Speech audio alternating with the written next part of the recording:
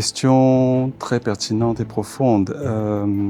Disons qu'avant de venir, je connaissais le thème, c'est-à-dire fixer des limites, que ce soit dans le cadre professionnel, privé, familial.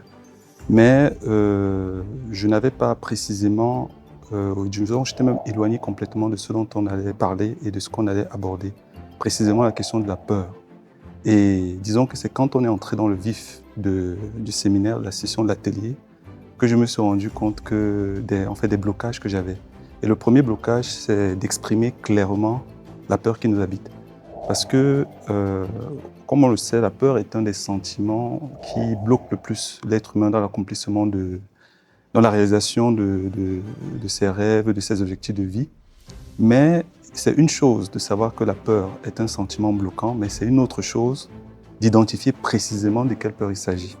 Et une des choses que j'ai apprises aujourd'hui, c'est qu'il y a différents types de peurs. Et j'ai pu moi-même identifier quelles sont les peurs qui m'habitent et qui peuvent être des blocages pour moi. Et ce avec quoi je repars, on va dire, c'est un début de réponse. C'est-à-dire que l'atelier nous a permis d'aborder la question de la peur, mais en partant, je vais pouvoir creuser sur ces peurs-là afin de les identifier. Parce que dans le cadre d'un atelier de 20 minutes, on ne peut pas tout explorer.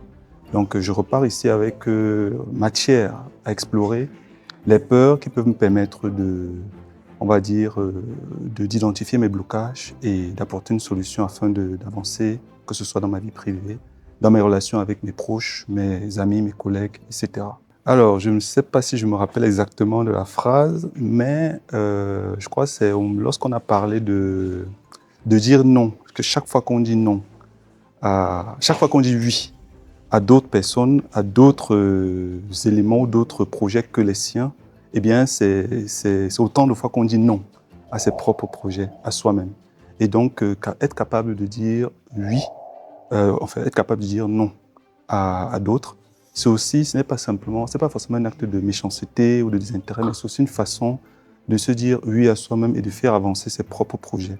Parce que tant qu'on n'est pas soi-même réalisé, on ne peut pas véritablement aider les autres. Je repars déjà avec un sentiment de satisfaction. Pourquoi? Parce que c'est la deuxième fois, c'est le deuxième atelier auquel je participe. Et lors du premier atelier, j'avais beaucoup appris. C'était l'atelier sur les lois de l'or. Et je repars aujourd'hui encore avec le sentiment d'avoir appris. Donc je viens de le dire à l'instant, le fait déjà de comprendre quelle est la peur qui m'habite et qui peut être un blocage pour moi, c'est un énorme plus. Ça va me permettre de mieux m'explorer et je pense, mieux m'organiser moi-même pour pouvoir avancer dans tout ce que j'entreprends. Donc, je pars avec un sentiment de satisfaction, satisfaction d'avoir appris, satisfaction d'avoir identifié les éléments sur lesquels les éléments que je dois explorer pour progresser et évoluer dans ma vie personnelle, professionnelle, etc. Alors, si tu hésites encore à t'inscrire ou à participer à un atelier Kaizenmi, j'ai une chose à te dire. Le plus long chemin entre le point A, où tu te trouves actuellement, et le point B, où tu souhaiteras être plus tard, ne passe pas par Kaizenmi. Ce qui veut dire que si tu veux atteindre tes objectifs rapidement, ou alors du moins prendre le train d'un processus qui va te permettre d'apprendre, de te structurer, de te forger mentalement pour pouvoir atteindre tes objectifs, eh bien, il faut venir à Kaizenmi. Merci, Dana. Plaisir partagé.